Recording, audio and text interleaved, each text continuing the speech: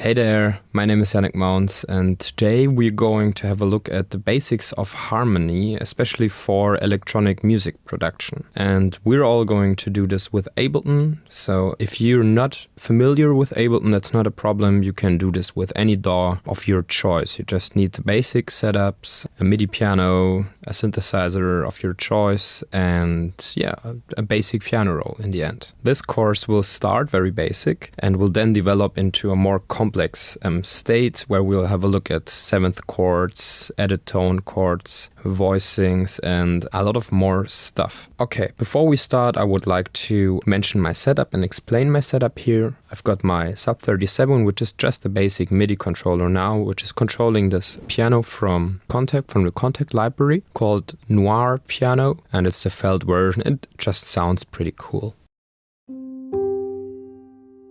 Very soft. You can take whatever you want. You can even take like the Ableton stock grand piano and insert it and then just high cut it a little bit and add a little bit of layers and of texture, and you will get a pretty cool result as well. Alright, so this is like the very first, very basic setup. I have another tool that I want to show you, which is called Virtual Piano. It's actually from a teacher of mine who programmed it. It's just displaying basically what I'm pressing here on the piano.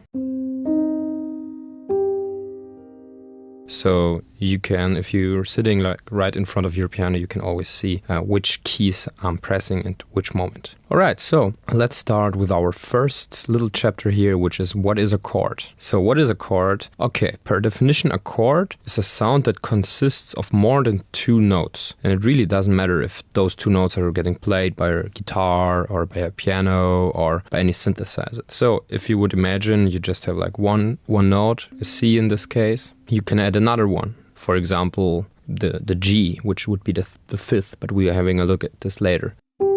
So this is not already a chord, okay? This is just just two notes. But if you add now the third, which is a E in the case of C major, the major third, you will get a chord. So a chord is something that sounds at the same time with more than two notes. For example, if you take those same three notes, then you have a melody because they're not sounding together, you know? Alright, so this is the very basic definition of what a chord is. We will start pretty basic here. So you have basically two ways of interacting with any instrument in Ableton, in your DAW. So you could either pick a MIDI controller, for example, this one I have here, and just like hit your finger down there and play some notes like that. Or you could go into your piano roll, which is like this is like a common tool to insert any note, so pitch and length and rhythmical information into your track. So I have this VST in here, so if I create a MIDI clip by hitting Shift Command and M, just select the area. Alright, so now we've created a MIDI clip, and if you open up this MIDI clip by double clicking on it, alright, so now you can see that they're opened up this piano roll down here. So you can drag it up a little bit, and now you see, you know, your note information on the left side here, and you see your rhythmical information going to the right. So like the axis, it's the rhythmical and timing information, and the y-axis is the pitch. So now we can also type in our note information here and how long we want it to be. If you want to directly hear what you're typing in, I would recommend you to enable this small dot here, and now you can pre-listen to the notes you're typing in. Alright, so now we can just hit a couple of notes there, and you can vary the rhythm and all that stuff. Of course, you can shorten up the loop and all this jazz. Okay, so this is just a very basic setup on how to implement notes into your MIDI clip so that they will get played back by your VST instrument. To wrap up this very short introduction, a chord is something that has three or more notes included, and they're sounding at the same time. You can either type them in via your MIDI controller, your MIDI piano, or inside your piano roll, inside your DAW. Alright, so let's continue. And let's start with making up the basic building blocks of chords, which are intervals. Welcome to the next chapter, intervals. All right, so in our Western music, we've divided sound or harmonics into 12 different tones. So if you count from the lowest, I will load up the piano here real quick. So if you start in a C and you go up only in half step, so it's just right the next key that you press on your piano. And you do this all the time until you end up in the octave above. So it's 1, 2, 3, 4, 5, 6, 7, 8, 9, 10, 11, 12. So if you go up 12 semitones, you will end up at the same note but one octave higher. So this is an octave, and this brings us to the first interval that we're talking about, which is the octave. And the octave, it's just the same note but one octave higher, so just in a higher frequency spectrum, okay? So if you have a listen to the octave, it sounds very clean, it sounds very stable, and it sounds beautiful actually, okay? It sounds a little bit brighter. So let's have a listen just to our first root note here, to the lower C. And now we'll add the octave. You will already can sense a feeling of more fullness, okay? And it's very, very clean. So I really want to emphasize this principle of consonance and dissonance, okay? Because this sounds very consonant, it sounds very clean, you know? There's nothing that is clashing or something. And I will just quickly show you what I mean by that, so you will get the importance of this, okay? I will just show you the most dissonant interval that there is in our scale, which is the tritone. And it's the note that is 6 semitones apart from the tone, the note you're starting off, okay? So in our case, we start at the C. So now if we go up 6 semitones, 1, 2, 3, 4, 5, 6, we'll end up on the tritone. And no, it doesn't sound that bad actually, but if we play it together with the C, let's have a listen. And you can feel, you know, you can really feel like the vibrations clashing. Now we'll play the octave again. Very stable, very, you know, you have to imagine like a sinus wave that is like just, you know, I don't know, waving around, you know, very clean. Doesn't sound that good.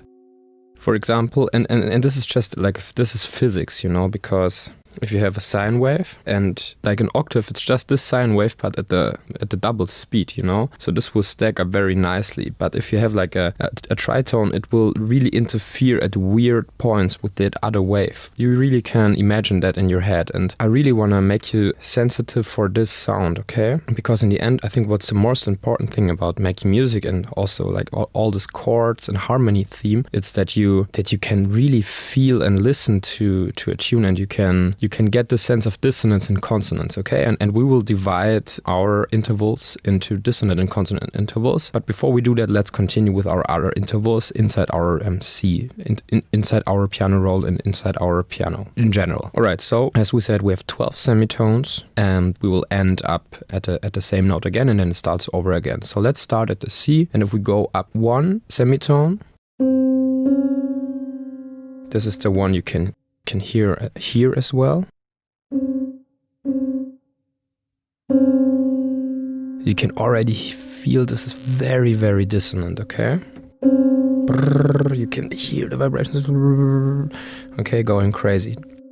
And this is also called a minor second interval. So 1/2 step up, you will have a minor second interval.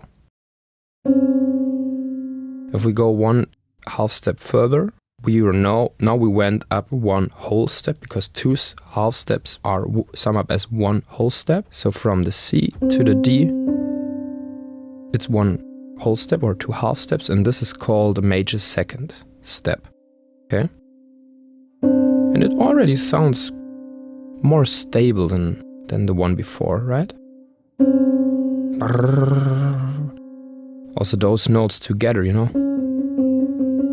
You can hear them in the White Shark movies, and they're creating like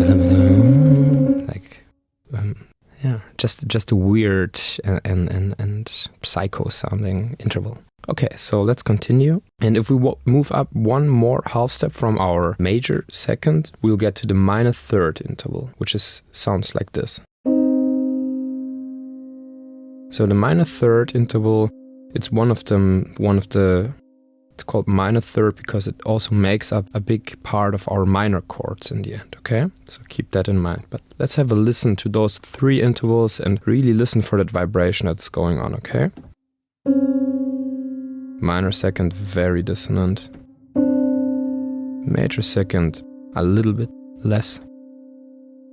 Minor third already sounds kind of stable. If we move up one more half step, now we're at the major third interval. Okay. And each of those intervals has a very distinctive sound, and like pro musicians, they just hear a track and they're like, okay, so there's this sound of a major third going on here, and then there's this major 7th chord here or something. So they can really, they've heard those intervals for such a long time over and over again, so that they can now really just hear the difference between those. So I'm making a lot of like ear training by myself. So I try to just close my eyes and then just hit any 2 notes, and then I try to, okay, do I know the sound? Can I make it up? Can I directly tell what interval is getting played? So if you really wanna, if you are motivated, I would tell you, please do some ear training. It helps you so much. It's very boring sometimes, and I know it is, but it helped me a lot, okay? Because I was someone who isn't particularly well musically educated in my young age, okay? So let's continue with our major third. Let's have a listen again. So if we move up one more half step, we get to our 4th interval. So this.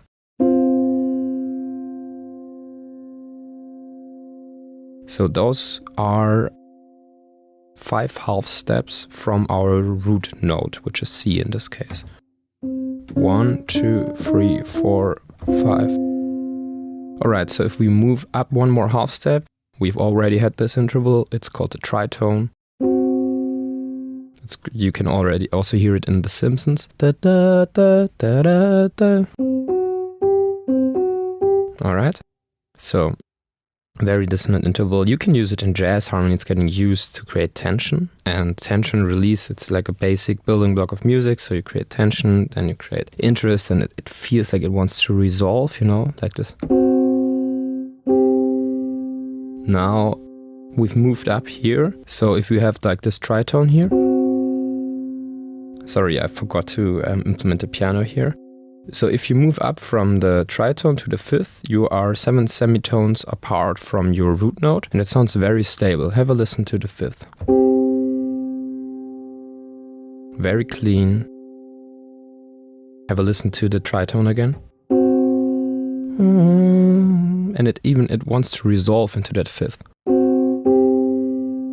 Can you sense that? If you cannot sense that, that means you should actually do some ear training, because this will help you to develop that sense of movement inside your music, okay? So now we're 7 semitones apart from our root note, which is C, and now we're just moving up the ladder. So the next interval will be the minor 6th, which is 8 semitones apart from our root note.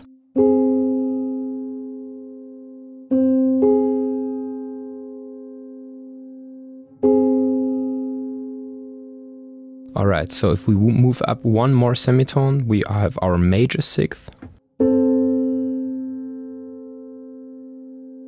Sounds a little bit.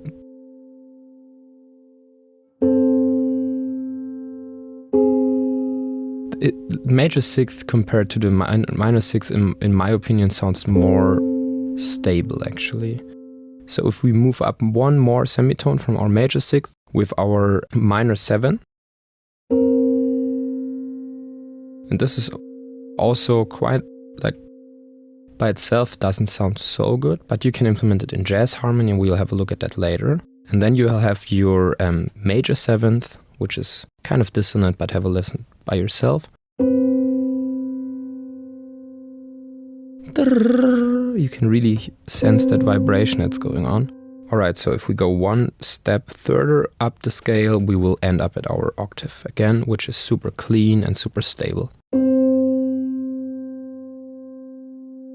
Alright, so now we've just defined all of the different intervals right here. There is a PDF also available as a download if you forgot about them. But I think the theory about them is not even so important. It's more that you can sense this feeling that they create, okay? So let's just quickly go through those intervals one more time and have a listen and a feel how they feel and how consonant and how dissonant they are, okay? So first interval is this one. It's the let's have a look here inside Ableton. It's the minor second.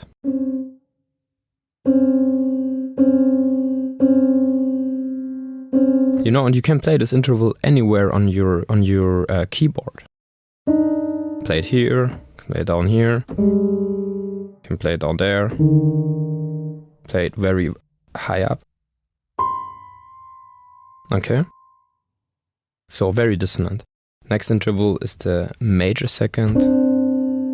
Oh, it's already a little bit better. Minor third. Now let's just take a fifth. Okay, sounds very stable. Okay, so this is something you can do by yourself at home, but let's stop at this point with our ear training and continue. Okay, so let's continue with our next chapter. Scales. So now we have all those intervals. So what can we do with those intervals? So after time, historically, musicians and composers, they put those intervals in a certain shape of one after the other, and it's just a made-up human concept, you know. So a scale, it's just saying we are using those 7 intervals in our scale and not more and not less because they are working together in the best way possible, and this was developed over the last 100, if not 1,000 years. Okay, so we can profit from that knowledge and use scales to help us make music much easier. Within the new Ableton, we have a pretty nice function, which is a scale function, and you can find it in the Create a MIDI clip in the piano roll. Here on the left side, you have this drop-down menu called Scale, and you just enable it by clicking on it. And now you can see the root note right on the right side beneath it. And if you click the drop-down menu, now you can choose your root note on that your scale will be starting on, okay? So before we make any composition, we will just have to say, okay, now we'll stick to this one scale as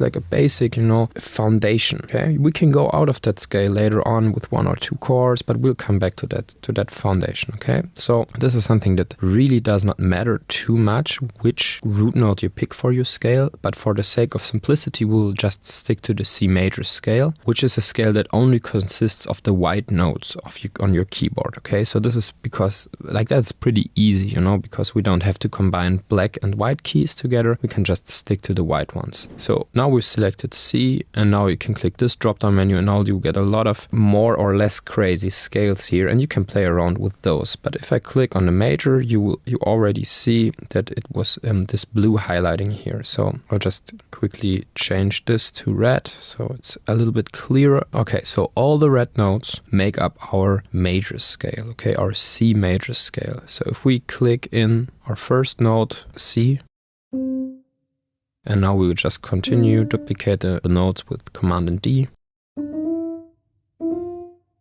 and just put them on the red lines and not the white ones between them, right? And now we're in the octave again. So let's have a listen to this. Just loop this real quick. You can just click a MIDI clip and hit Command and L, and it will loop it for you. All right, so we'll just decrease the tempo here. Oh, I'm sorry, this one is wrong. Like this.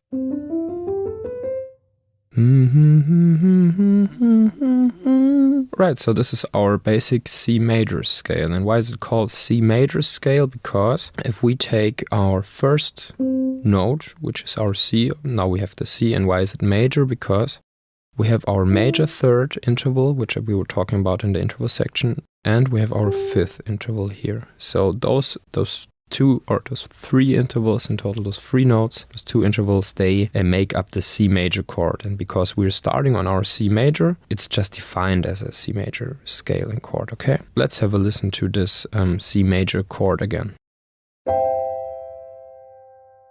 In a higher octave. All right, so, and I will just show you the difference between a C major chord sound-wise and the C minor chord. So The important thing about a major and minor chord is the third. So you have your root note of your chord, you have your C, you have your foundation. And you go up either a major or a minor third. In this case, we're in C major, we have our C major third, our fifth, which is just completing the chord. And now we can transpose this major third to a minor third. And now listen to the sound. I will just transpose it and you will listen to it. Now we have this more sad sound, right?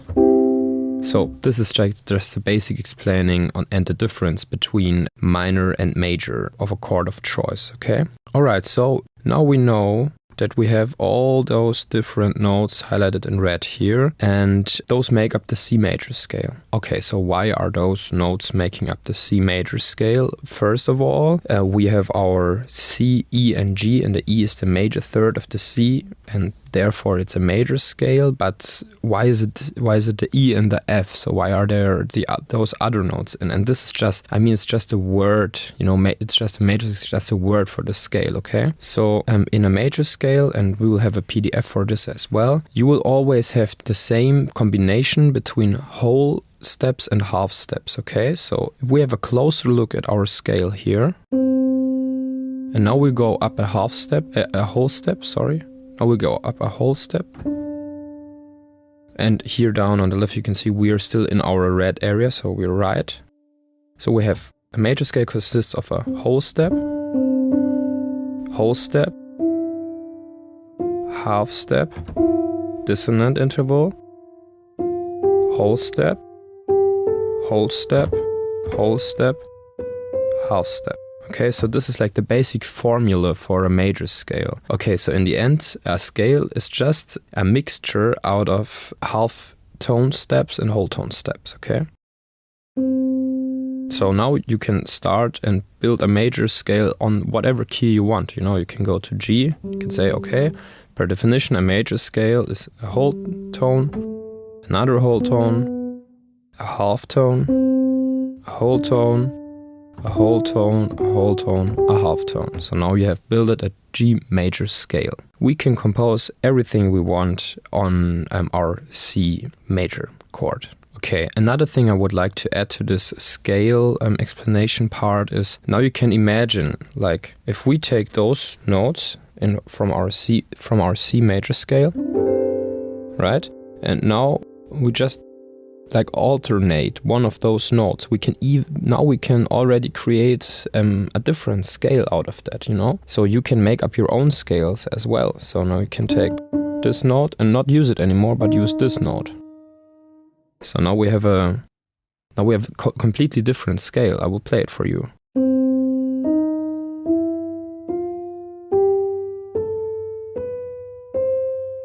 Okay?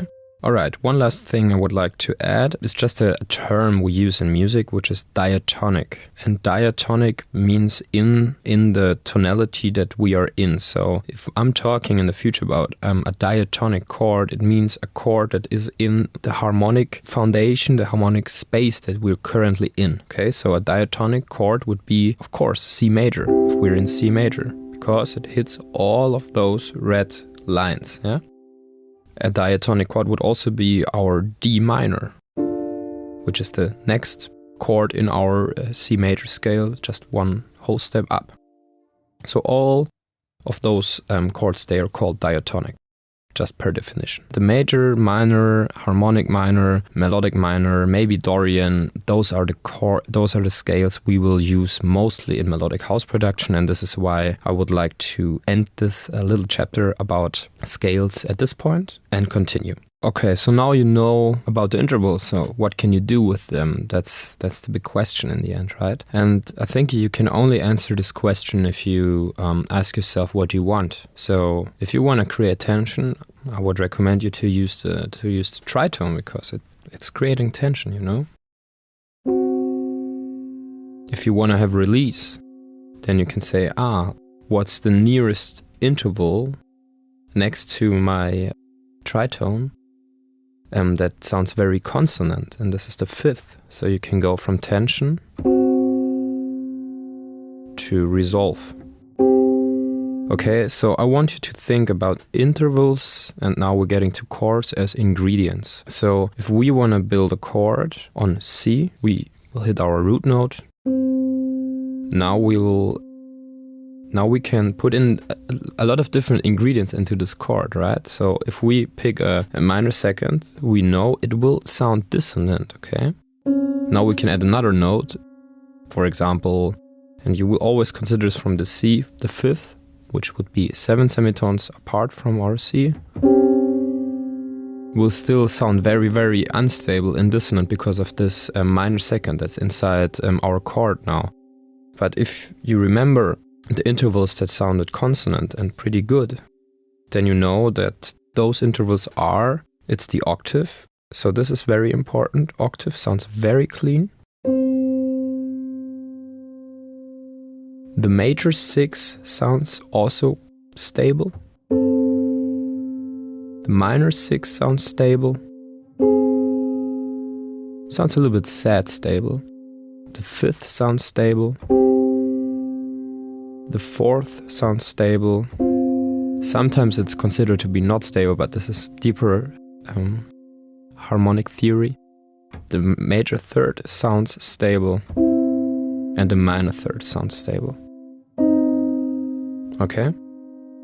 So now you have a bunch of intervals, and we will create a PDF for you where that is listed, where you know those intervals are stable intervals actually. So now we can say, okay, if I want to have a stable chord, if I have a chord that sounds good, I will start on my root note, whatever that is. In our case, a C. Now we go up a 3rd, which is a pretty stable interval, and now we can go up to our 5th, which is also a very stable interval. And now you have a very stable sounding chord. And now it gets interesting because now we can put in another ingredient. But we already have 3 ingredients in, okay? So if we're starting on our C, theoretically our minor 6 would be a consonant interval, right? I just said that. Okay, yeah, it's okay. But if you have a look at those other 2 notes that are inside your chord, our C major chord now, which is the E and the G. Now, if you count from the G up to this minor 6th I'm talking about, we are looking at from the C note, it's just a semitone apart. So now we cannot add this tone, which would be, if we hadn't had the E and the G, a very stable and consonant tone, we cannot add it to our chord because it will sound very dissonant, because we have this interval inside our chord then. You know? So if I add this to our chord, it sounds kind of, kind of dissonant actually. So, I hope this helps you a little bit to, to do your own way of building chords, because now you can start and you can see, okay, so I can use our root note and I will stack it with a major 3rd, a 5th. And now what would be a nice other interval? Maybe we can see our next interval from our G here and say, okay, what's the next stable interval from our G? Would be the minor 3rd, and the minor 3rd from the G is the B here. And now if we press all of them together, we have made a dominant chord actually. So this is a little bit going on further, but I just wanted to make you aware of, how we can combine different ingredients, but then also those different note ingredients, they are, interfering, like all those vibrations are playing together and interfering with each other. Another interesting part of intervals is that they sound very differently depending on where in the frequency spectrum you play them. So if you play them very high, for example here, will sound pretty good. It's like minor 3rd interval, very stable. If we transpose this interval down 2 or 3 octaves, I can do this by just hitting the KB octave knob here on my MIDI controller, the Moog. You can already sense that it's a little bit more dissonant. It feels a little bit more dissonant. If we go down 1 more octave, it's not making so much sense anymore. So you can consider this as in higher registers, so up the scale.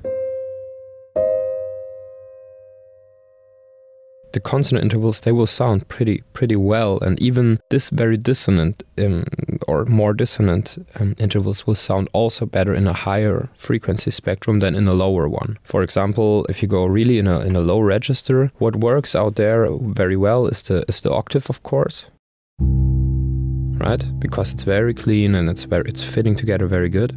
And the fifth, because I think like the ranking would be most clear and clean interval. This is just my opinion. I think this is also subjective, but to a degree.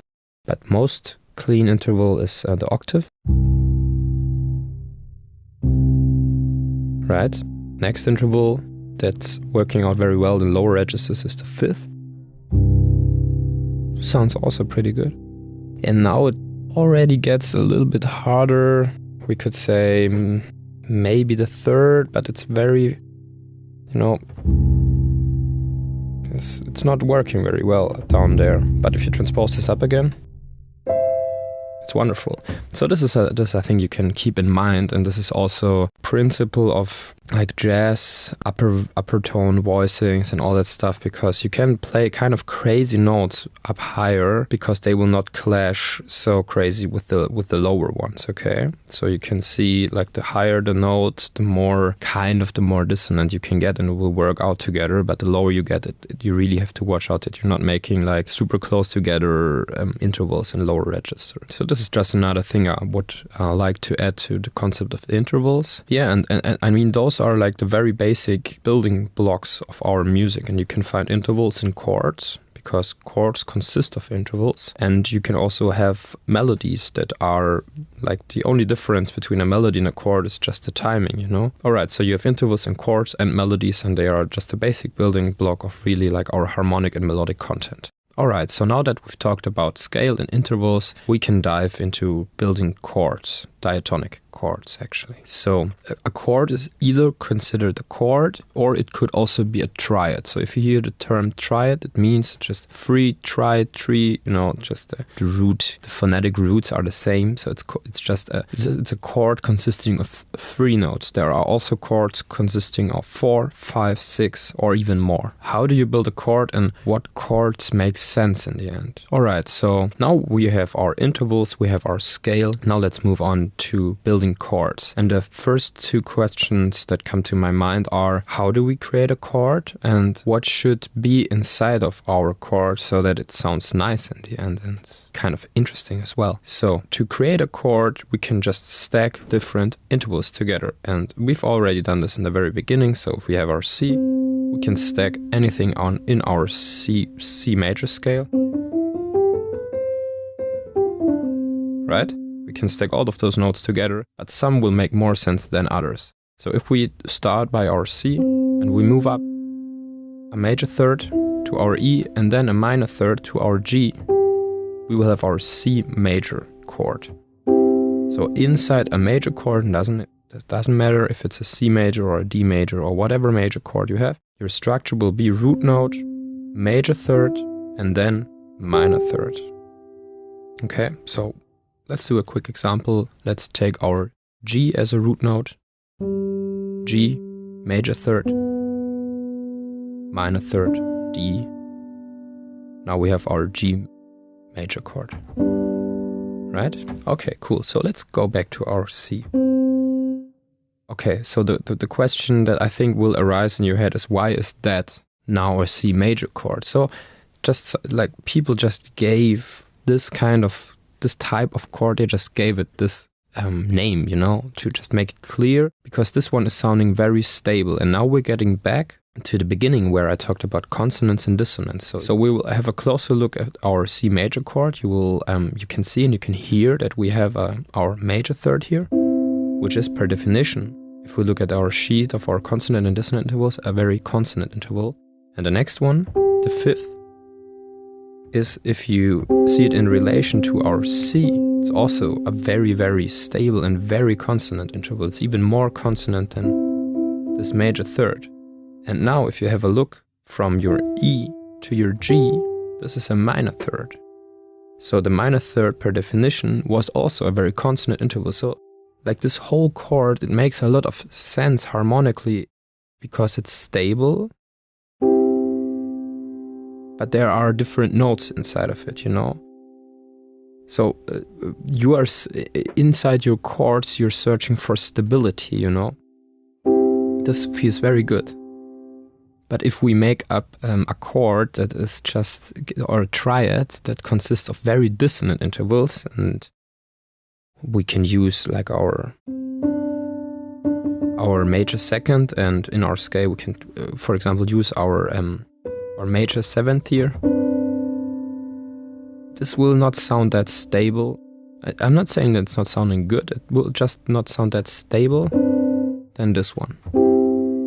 Okay, so people started to organize intervals and scales and chords. So this is just, this whole terminology is just a definition. You know, you could also call it a completely different kind of chord, but it wouldn't make any sense. So this is cool if you just adapt those terms to your language, to your musical language, and it will help you a lot in the end. All right, so now that we're in our diatonic scale, right, C major, we can start with this within the same principle and stack thirds and fifths on every chord inside that scale. And it's pretty easy here in our C major scale because we're only using the white notes. So if you're sitting in front of your piano and you're sick and tired of learning different scales, you can, or like counting every time, okay, here's the major third. You can also see it that if you have a look here, you will always have one note that is in between those, the next ones. So this means that there's space. All right, so if you don't want to like count every time, you can use a little trick in your C major scale, which is you can just build your chord by leaving out one tone, okay? So you will just leave out the first one after your C and your C major diatonic scale, which is the E, and then you leave out the next one, which is the F, and then you will land at the G. So now you will have a C major chord, right? And you can even do this with all of your chords inside C major diatonic scale, okay? D, leave one out, F, leave one out, A. Okay, so now we've arrived at our first minor chord. Why is it minor? Because from the D, we don't have a major third, because the major third would be this note. We have a minor third here, right? If you're unsure about this, you will have to count the semitones again, but also the sound can distinguish this, right? We have our minor third, and then we have our major third. So the main difference between major and minor is major, from the root note, it has a major third first as an interval, and then it will have the fifth, and minor means that the first interval from our root note of the chord is a minor third, and then there is a major third. Okay, so this is like vice versa. All right, so with this principle, we can build all of our diatonic chords. And I've did this here in the piano roll, starting with the C major, then D minor. And I will just fold those notes here real quick. And now you can have a better look at how this looks like this. Okay, so we're starting with our C major, D minor, E minor, F major, G major, A minor, B diminished, which is a little bit special. We'll talk about this one later. And then again, we're at our C major chord, okay?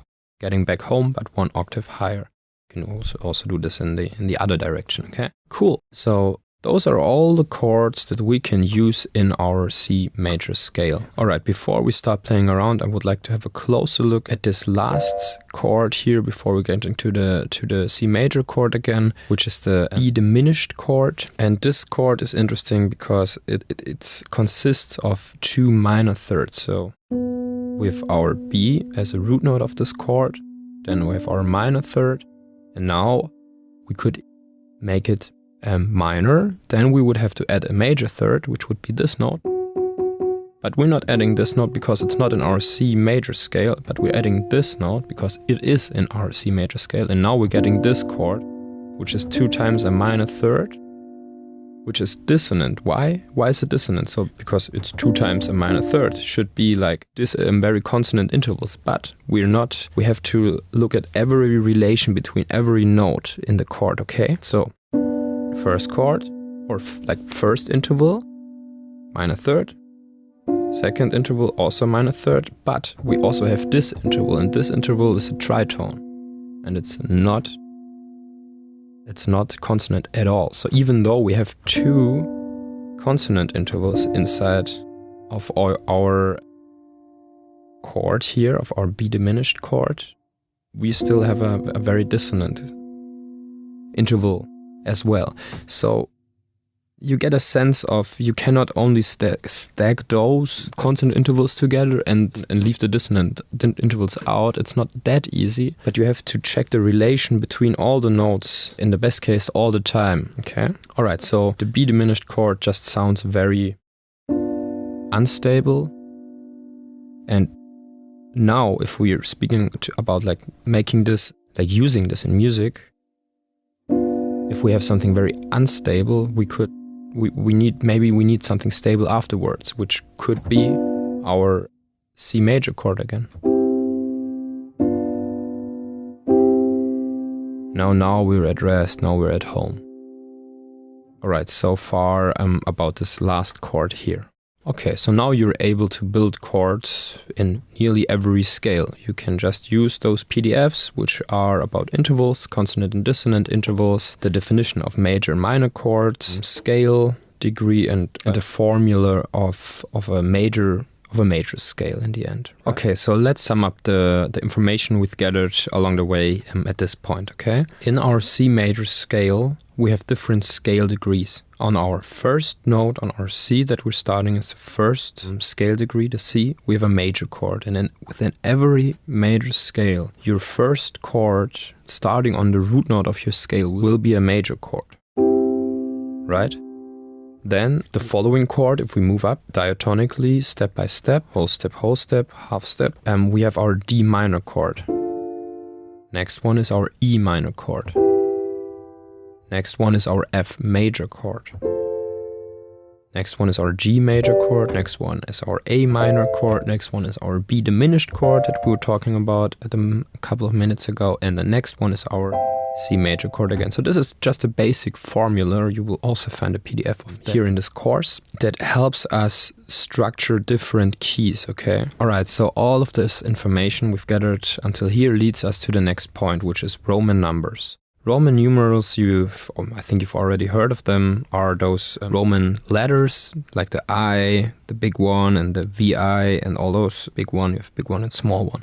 So in music, we use Roman numerals to communicate with other musicians or to just write something down, but more in a free and a little bit more abstract way. So in our major scale, in our C major scale, our first chord, our C major chord, is referred to as the Roman numeral 1, in capital letters, okay? You will have a PDF about this as well. Our second chord in our diatonic C major scale is our D minor chord, which will get displayed as 2 small i's in Roman numerals. Our third diatonic chord will be our E minor, which will be 3 e's. Our next chord, our fourth diatonic chord, will be our F major chord, which will be a VI in Roman numerals, and so on and so on, okay? So here you can see how they're getting displayed. So the capital ones, the 1, the 4, and the 5, they are the major ones. Like the capital ones are the major ones, and the small ones, they are the minor ones in your scale, okay? And the only exception to this is the 7th chord of our diatonic scale, which is the B diminished chord. And a diminished chord is getting displayed with a small 7 and a little dot in the right upper corner, right? So the musicians know that this is a diminished chord. So this is just a way to communicate on stage. So imagine you're not talking particularly about C major, or not even about G major or any other major scale. You just want to make sure, now you can abstract the quality of the chords, and it could be any major scale, but the first chord is always a major, the fourth is always a major, and the fifth one is also always a major chord. Okay, so this is just another way of displaying your chords, and we will use this as well in this course. A quick example of this would be, for example, a 2-5-1. 2-5-1 is a very common jazz chord progression, and 2-5-1 says everything. You start on the second chord, the D minor chord, and you go to the fifth chord from your C. You're always thinking from your root, from your scale starting note, right? From your scale note, the C, or the D in D major, or the E in E major. Okay, then you go up. In this case, it's the fifth note is the fifth chord is the G major chord, and then the 1.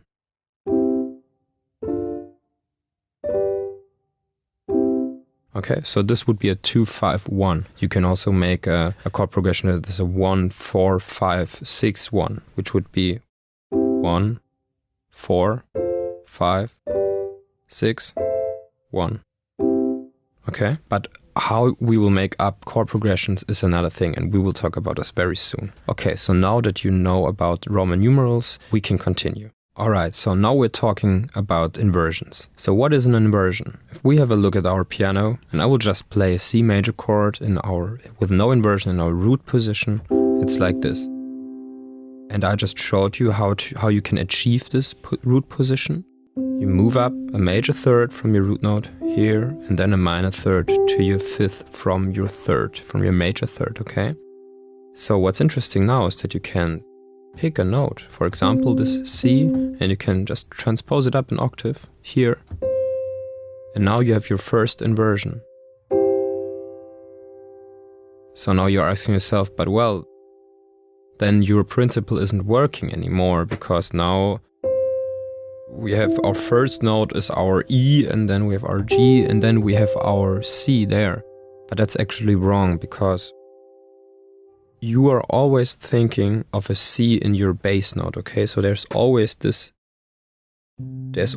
C down here. And if we play the C major chord in our first inversion, it's not changing its quality. It's actually just our C major chord, but with our C transposed 1 octave higher. Okay? And those notes here, they are still at the same position referred from this point here, okay?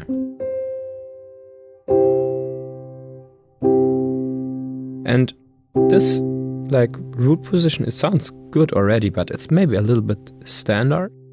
So by inverting your chords, you can achieve a little bit more of a diverse sound, and there's even more to it, but we'll get to this one later. Okay, so our first inversion of our C major chord is the one if you transpose the root up an octave.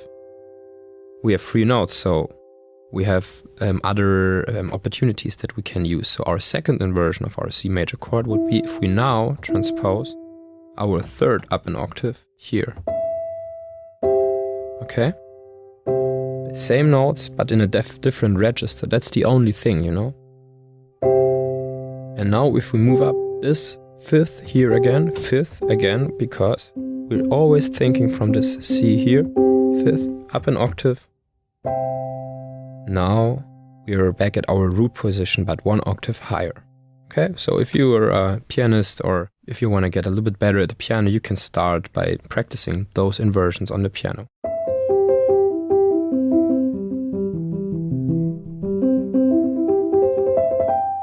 And so on. Cool. Those are our inversions, and they are basically you just transpose one note of the chord up 1 or down 1 octave. Oh, it's also working in the other direction, right here. So if we take this one down, we get to our second inversion. Take E down, we get to our first inversion, and if we take the C down, we are at our root again. Cool. So what do we need inversions for? So if you imagine a chord progression, right? Which is a progression is simply you're progressing from one chord to the next. You can try to make those progressions as smooth as possible, and this is called voice leading. Because one voice, we have 3 voices, 3 notes inside our chord, or even 4 or 5, and if they are making super huge jumps, it may sound a little bit clumsy and not that good. And what I mean by that is something I will show you now. So we will just pick a very standard chord progression, starting our C major chord on our 1, continuing with 5, the 6, and then the 4. Okay, so let's do that. We have our 1, 5, 6, 4. So if we have a listen to those chords as a progression, I just slow down the tempo a little bit. Alright, it sounds just a little bit like someone was jumping around the piano with his or her hands, you know? So what we can do to make this a little bit smoother, as we see, you know, like this note stays the same. It can stay at this point, you know? But to make this transition here a little bit smoother, we can just use those notes, and let's transpose the C up an octave by hitting Shift and the up arrow, right? And now we can even take the E and transpose it up 1 octave, and now we are at our second inversion, and it already sounds smoother, right? So if I transpose those two down again, let's have a listen. Transpose them up. Cool, so this one, I mean, there are no common notes between those two chords, so there's nothing that can stay here. So all notes have to move, but so we can just leave it the way it is. But here, you know, we have a very big jump here, so we can just use this note and transpose it up 1 octave. I'll just select everything and transpose it down an octave. And it already sounds a lot smoother. So this is the reason why we have inversions in our chords, so that the voices, all the different tones inside, if we move to the next one, they're not jumping anywhere, okay? And this is not particularly something that is bad. You shouldn't stick to this. If you like the sound of jumping around chords, that's totally fine, okay? So, but this is just a certain aesthetic choice, and especially in very classical compositions, it's very important that you make a smooth and nice voice leading, okay? And also film, orchestral stuff. But if you're more like, I don't know, creating electronic music, it's not necessarily a must-do. That's just something I want to emphasize at this point. Okay, so another great thing about this is that if you write like sheet music for musicians, for pianists, and other people that are playing instruments that can produce polyphonic tone material, they will love you if you use inversions, because they don't have to jump around the keyboard like crazy, you know? So if you're a pianist and you're playing like 1, 6, but you're not inverting it, this is like, it's not making so much sense, you know, because you have to jump around all the time on your keyboard, right? So a much smoother way would be. And it also sounds more subtle, more high quality somehow. Alright, so that's the first thing about inversions. And alright, so now we've talked a lot about major and the C major scale, so let's continue to the next chapter and let's integrate some minor-ish scales into our musical inventory. Cool, so now we will deal with a minor scale. So as we learned in our C major scale, the major scale itself has a certain formula. So to just repeat this once more, with our root note, C, then in the major scale we have a whole tone, half tone, whole tone, whole tone, whole tone, half tone. This is the formula to create a major scale. The formula of a minor scale is differently. So if we start on our root, on our C, and we want to build a minor scale, a C minor scale, it will be C, whole step, half step. That's the difference. Whole step, half step, whole step, whole step. So we also have 2 points in our scale where we have a half step, but now they are earlier than before. So we don't have our half step here, as in our C major scale, between the E and the F, but we have it between our D and our E flat. So this is the E flat here, because it's just a E transposed a half step, right?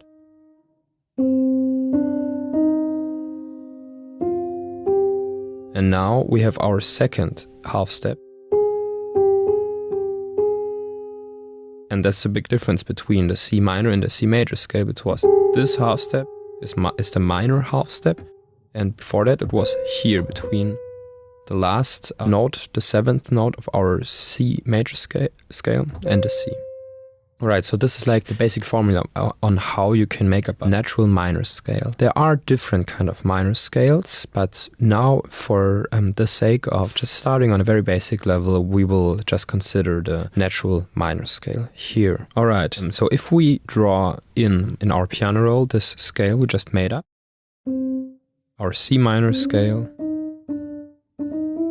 Yeah, let's go here to C and hit minor here, so now our half steps are changing. Now we can have it easier. That's pretty cool. Alright, so I'll just speed this up a little bit. Right, so this is our C minor scale. So if we use the scale and we transpose it down to A, you will find something pretty interesting. If we change now our scale here back to C major, you will see that all of our notes are in the blue again. So we transposed our minor scale down to our A, and the A minor scale has in itself the exact same notes as a C major scale. That's why the A minor scale is also called the relative minor of C major. So now I hear you are asking yourself, it's all the same notes inside the scale, where's the difference? And that's a pretty good question. I would say the difference is the chord or the note you're starting your track on. So if I would just open up my virtual keyboard here again. So if you're starting on your C, and now you're just progressing to the 4, for example, which is the F major, then to the 5, and then back to the 1. Now you will have a major chord progression. If you start on your minor chord, on the A, now you go maybe to D, and then you can do whatever you want, you know. To the 1, to the C major, and then back to your 6, to the A minor, you know. So then you have a minor scale. So the important thing is the note and the chord you're starting on. That will kind of define more or less, this will kind of define your scale.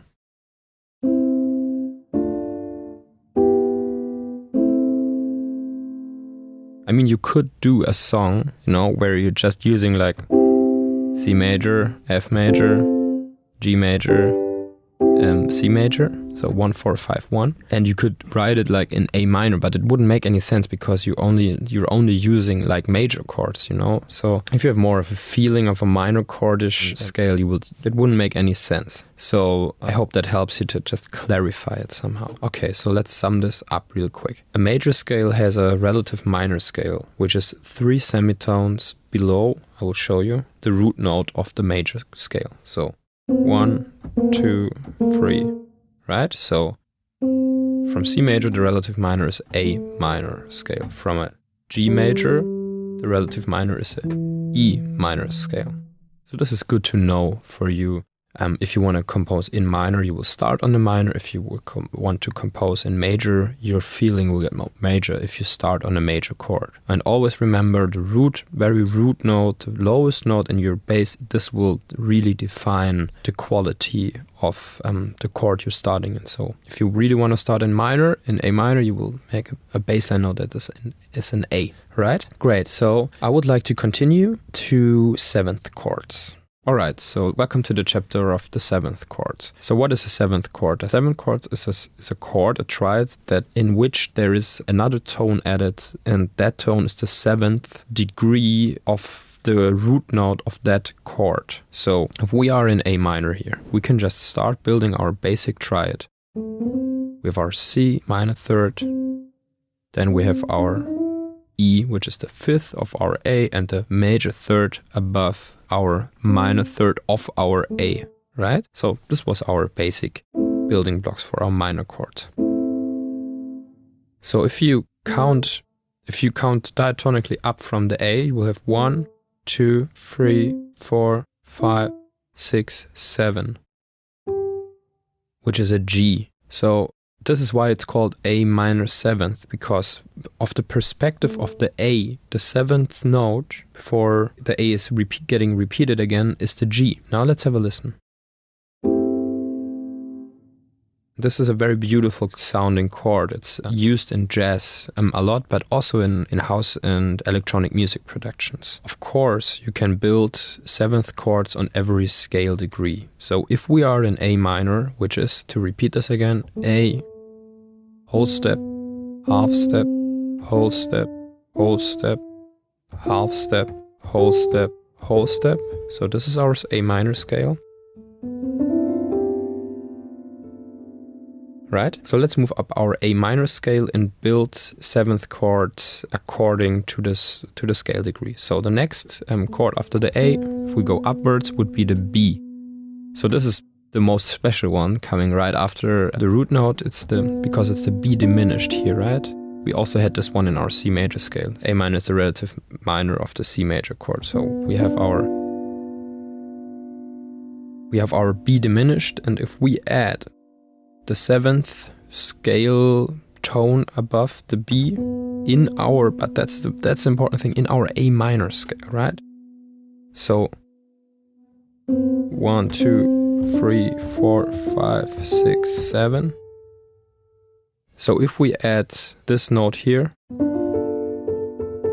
we will have our B diminished seventh chord, right? So let's continue to our next chord, which will be the C major seventh chord.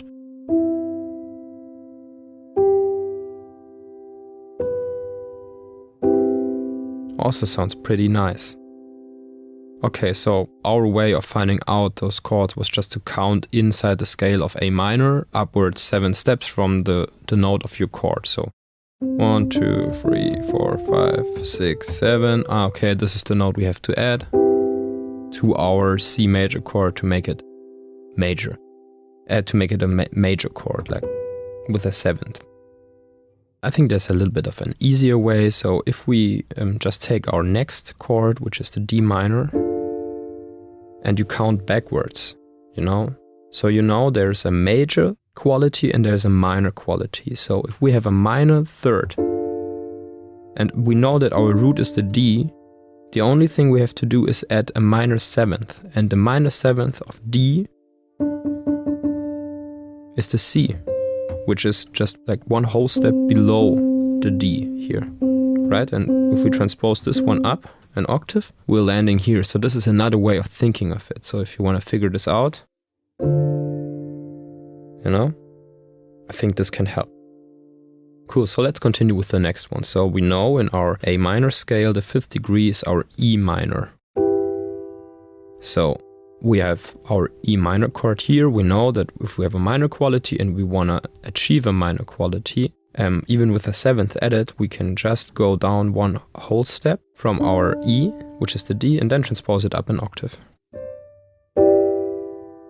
Next one is the F major. Now we know it's major, and now it's a little bit different. We have our major 7th that has to be added to a major chord to make it a major 7th chord, and that major 7th is 1/2 step below our root note. So for the F major 7th chord, we will have to add the E to our chord. Because you can see, it's 1/2 step below the F.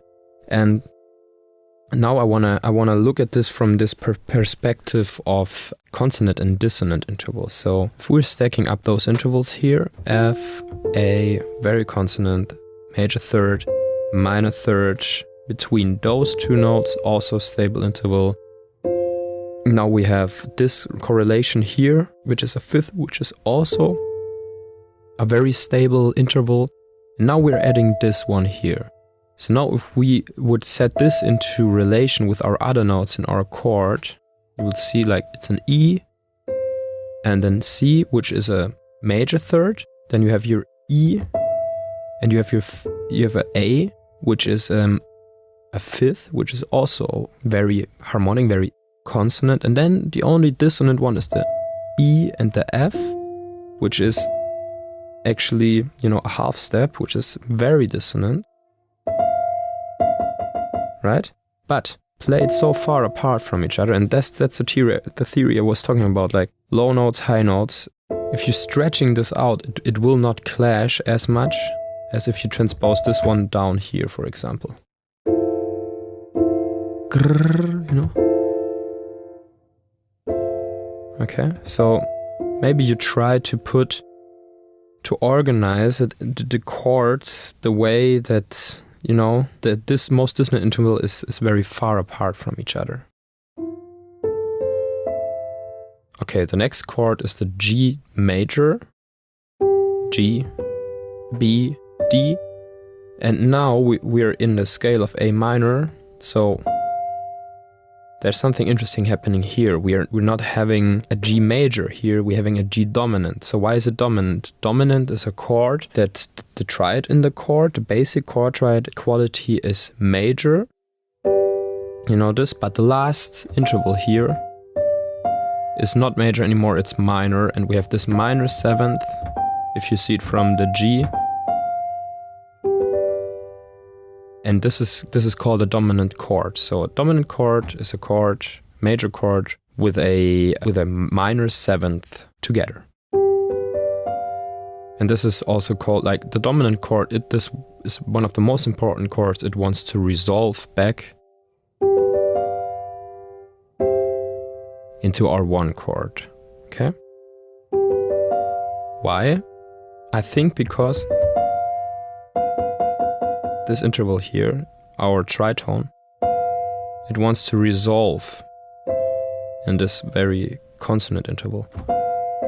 And because this is inside of our G dominant chord, it wants to resolve back to our tonal center, to the C, if we are in C major, right? Okay, but we're speaking of A minor actually. So the next chord, then we're back at our root chord in our A minor scale, would be the A with a minor seventh added, A minor seventh. Okay, so now you can imagine, now you have 4 notes that you can alternate. Now you have a lot more inversions, right? So if you take that note down an octave, you're at the third inversion, A minor. Now if you take the E down an octave, second inversion. Now if you take the C down, first inversion, and now if you take the A down, you're at your root position again. Okay, so you can also invert those chords. Alright, for those of you who wanna look this up on a PDF, there will be one available as a download where there are the Roman numerals also added with the seventh on there. Okay, alright, so let's get a little bit practical here. So seventh chords, they can often be used like in house music, like really like classy, housey tunes. So if you just like pick an A in root position, right?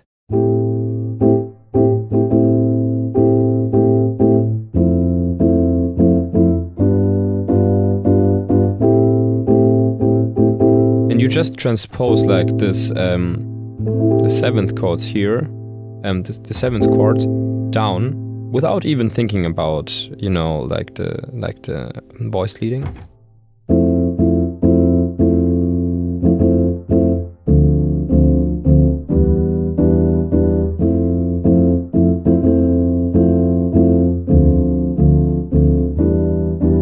Bam, bam, bam, bam, bam.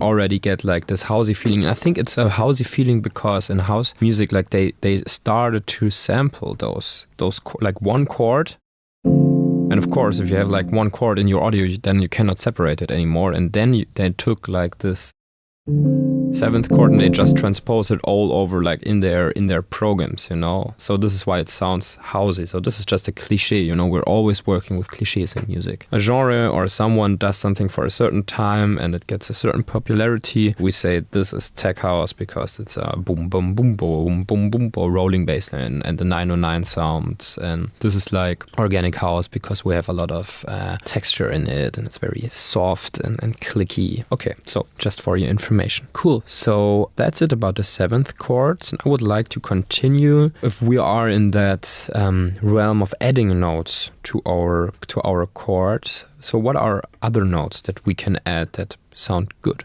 So let's try it. So if we take our A minor 7th chord here. Okay, so now what are other notes that we can add? And I think like I'm thinking of this really in like if I'm seeing like this pattern of thirds that are getting stacked over each other, and I'm thinking of our consonant intervals, we can choose between the third, and if we want to stay in A minor, the next possible third is from the G here. So we're looking up from here is the B that's available, because this note, it's not available in our A minor scale, right? So if we play this with a bass note, now it gets a little bit hard for me. So let's just type this in here. B. We go down.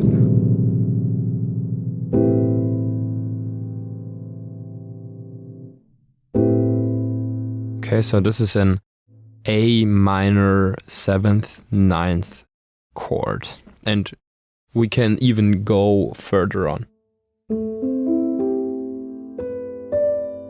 You know, and you see the pattern here on the virtual keyboard. We're just using like thirds that are inside our scale, stacked on top of each other. And we can I think you can have really like a lot of fun with these principles like of consonance and dissonance, because now we can also start to think a little bit outside the box, you know. So if we have an A and we start, okay, what are consonant intervals that are like a fifth? So let's stack a fifth on top of an A. Now we have just an A and a fifth. This is not certain. This has no certain quality to it, okay? So let's stack another fifth on top of this note. So let's take another fifth.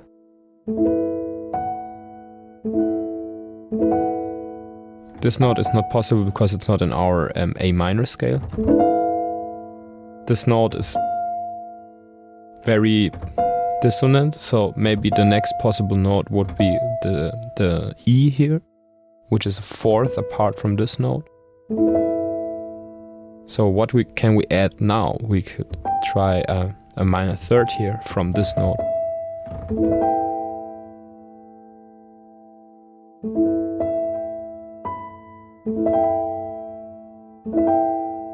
And we'll just transpose the keyboard down. Also sounds pretty cool, right? So play around with this knowledge a little bit, okay? Rushing through this a little bit because I think it's not necessarily useful in our music, to be honest. So I've never ever used this chord in electronic music in my life. I've practiced them when I was playing a little bit more jazz piano, and I think it's interesting to know, but I would recommend you, if you really want to dig into this jazz harmony, this is not the right place. I think it would maybe confuse the one or other person at this point. So we will cut this edit tone chapter here, and we will be happy with our 7th and 9th chords, but 11th and 13th note are not part of our business in melodic house, I think. Alright, what is actually part of our business are sus chords. Sus chords are suspended chords, and they sound like this. Or, so they have a kind of a more open feeling to themselves, right? So how do you build a sus chord? So if you have your basic A minor chord, now you will pick the third and you will transpose it either down a half step. So now you have a major second above your A and your fifth, which is a sus2 chord. Or you take your third and you transpose it up a whole step, and now you have your fourth, if you see it from the A, and your fifth. This is called a sus4 chord. So in electronic music, especially in the direction of like Ben Böhmer and like melodic house, people are often using sus chords because they're not so determined, you know, they're not like, this is a minor chord, it's very sad, you know. It's more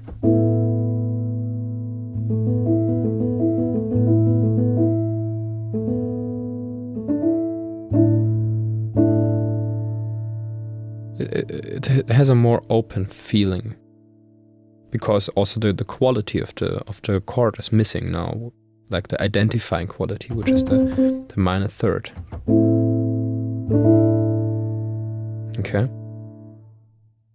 Okay, so now you're asking yourself the question, so how do I implement sus chords? So if we would just create a basic chord progression in A minor, so bass note here, so we're building up our A minor chord, right? Here. So starting with our minor chord, then we're moving, and now we can move wherever we want. Let's move to a C major chord. So we have our C, our E, that can stay where they are. So now I'm thinking, okay, we're here in C major, which notes are in C major. A has to be transposed down to our G, which is the fifth of our C, and now we can go up with the bass note. So now we have two chords following each other. And now let's just duplicate this chord, and the next chord could be, and I mean, like, how do you write this, you know? Like, now you have to decide, do I want to have a lot of change? So maybe we could change to a chord that has no notes in common with the previous one, or do you make only slight changes there? Do you want to get a more like sentimental or minorish feel somewhere? Then you would go into a minor section. So if I say, okay, I want to change quite drastically to a minor chord. I would say, okay, is there a minor chord where like none of the notes is in C major, which we are here currently in? And I would say, yes, there is. For example, the D minor chord. So we could choose that. But I just want to show you the way how you could think about, you know, really composing and how to make a decision at a certain point which chord to use. Okay, so now D, fifth is the A. Now we need our minor third, F, and we need our root.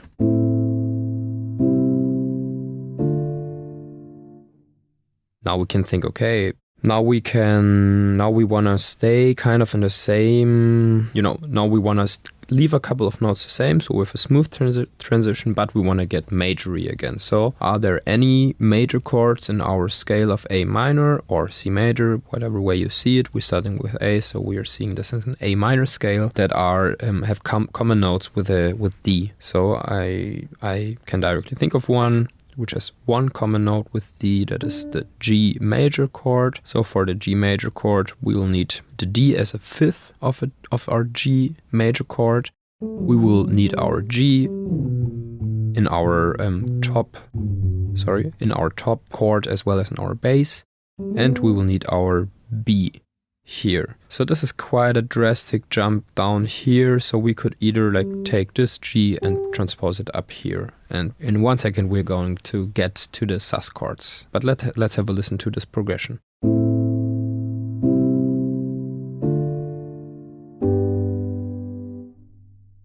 Okay, so let's loop this once.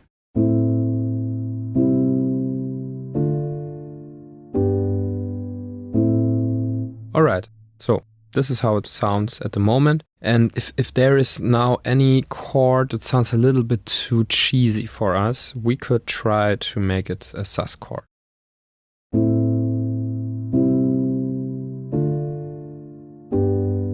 So I think like those two major chords, I don't know, they sound a little bit very classical, you know, and like very like, I don't know, standard. So, you know, a sus chord, how do we achieve a sus chord? We take the third of our chord and make it either the major second of that chord root note or the fourth of that chord root note. So I'm saying of that chord root note because we're now looking at the interval from the perspective of the chord root note, obviously. Okay, so if we have our C major here, E would be our third, our major third, so we can take this E down to the D. And now let's have a listen.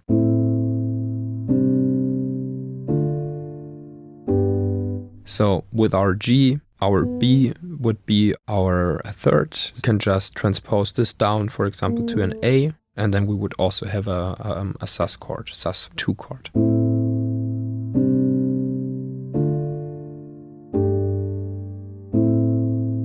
Okay, so we could try to, rather than going down to the A, we could move up to the C, which would be the fourth.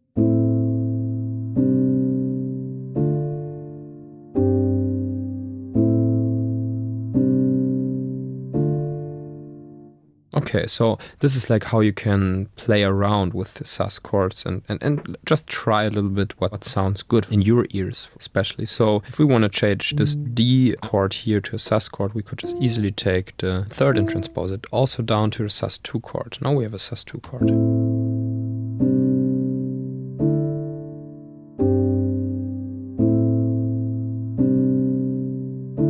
Now I'm thinking about, okay, so this jump here is pretty huge, you know, so maybe we could, you know, transpose this one down an octave. So now this voice leading into this one. Alright, so if we want to spice this up a little bit more, we could try to add seventh notes or seventh chords to our progression, right? So with our A minor, then we have our C sus2 chord here, which I think is pretty cool.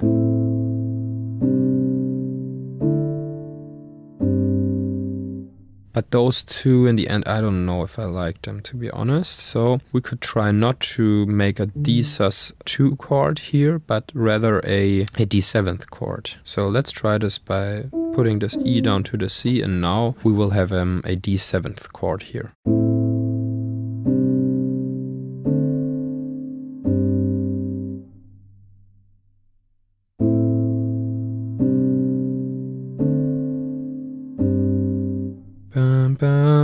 I'm hearing like here's two less change in those between those two chords.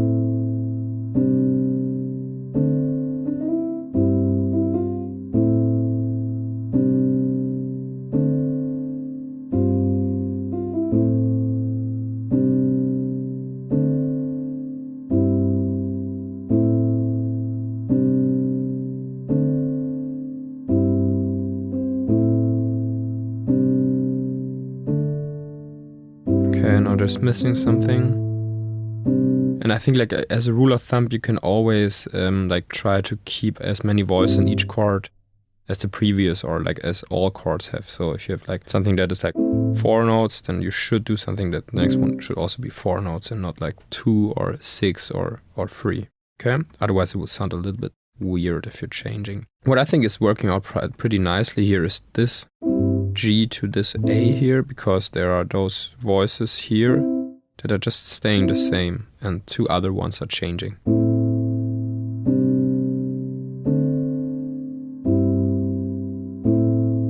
Bum, bum, bum. So that one is pretty nice actually. Alright, so let's close down this sus2, sus4 little experimental section here and continue.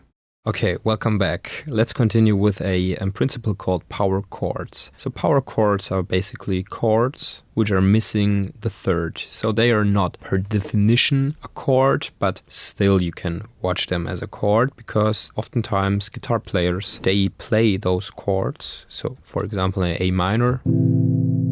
Let's transpose this up, sorry. You would just kick the third here. For us it sounds boring, but if you're a guitar player and you're playing like an E-guitar and with a lot of like distortion and all that stuff, it will create overtones and thus harmonics that are getting added there, and that's where it starts to get pretty interesting, okay? So you can even sometimes with some effects see a 2-note chord or a 2-note construction as a chord, because there are added harmonics later on. Yeah, so if we would like to play a chord progression that just consists of power chords, we could do something like A minor, then to our major 1, C, then to our 4th degree, major 4th, then to our 5th, and then back to our 8. Okay? So this is by itself not making too much sense here in this context, but if you're a guitar player and you haven't heard about this concept, now you know, and even if you don't, 5th voicings, they work out pretty well on distorted guitars. But we're here with electronic music and we want to continue with this, of course. So if you are programming your chords like this, like I did here, they will sound pretty like static, and a quick tip to, just create variation is to take the end here and just drag it slightly. So, like no human ever would be that tight on when they hit the keys, but now you can simulate just a little bit more humanness. You can even exaggerate it a little bit. Vroom.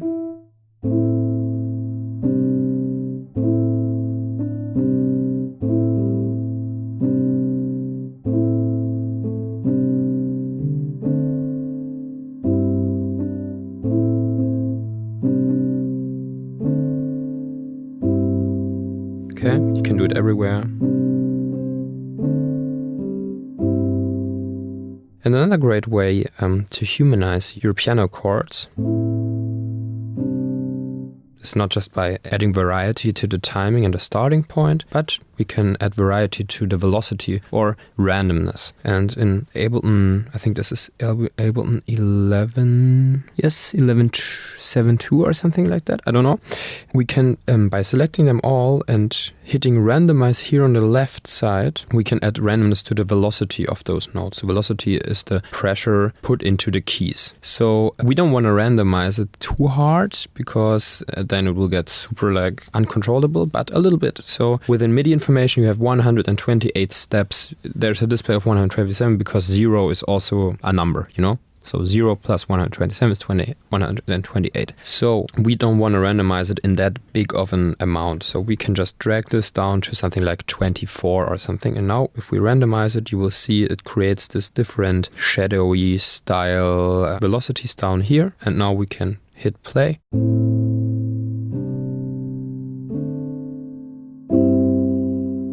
Okay, the last one is very loud. Just manually drag it down. So sometimes you have to make adjustments to this.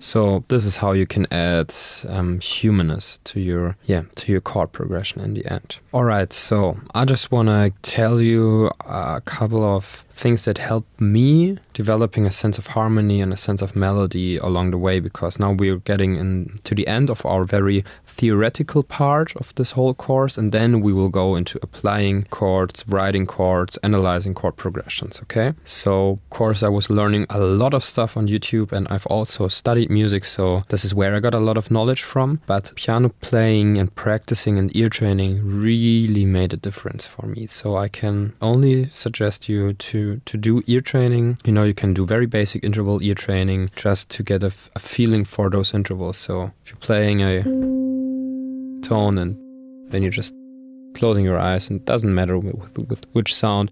Actually, real instruments are a little bit better because you can feel the resonance more. Like a real piano is very good, or like a guitar or something, okay? Bum, bum. So this is a major 6. And you can go to a different note. It's also a major 6. Okay, so if you do this, then you will, after a while, you will hear those intervals in different contexts, and you will, okay, now this producer is using this here and that there, and this voicing at this time, and all that stuff, okay? Another topic I want to talk about to you is voicings. So if you will just watch me playing a minor chord in a very standard way, there are ways to make just this chord more interesting. And we've already talked about inversions, which is just transposing one note up an octave. Sorry, this one.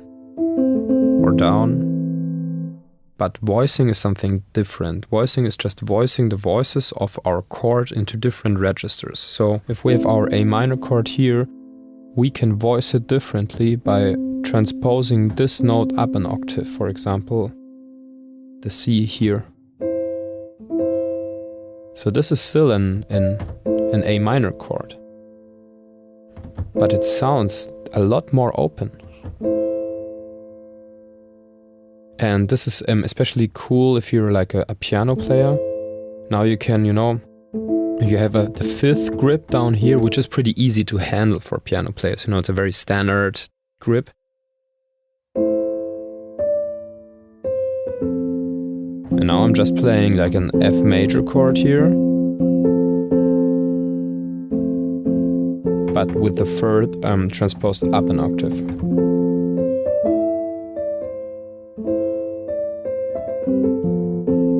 Okay, so this is one way of voicing an A minor chord differently. And this gets especially important in lower registers. So if you're playing A minor here, it sounds kind of muddy and it's not that nice actually. Okay, so if we transpose the third up here, it will sound more brilliant. Now it's stable, because this third here is not down here. And you can do this with every chord. We can just, go through all the chords.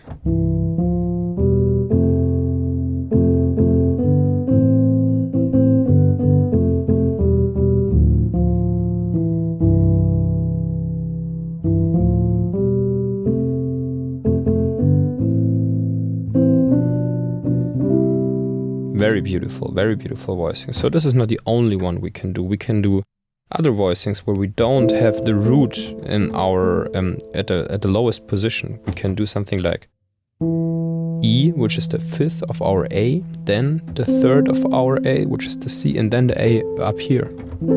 This is also a A minor chord, but it does not sound like one.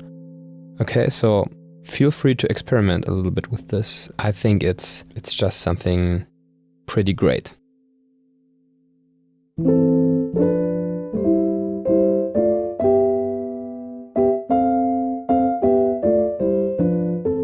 Sounds actually pretty classical.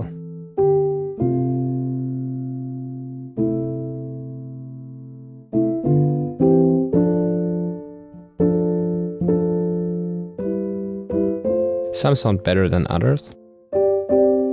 But yeah.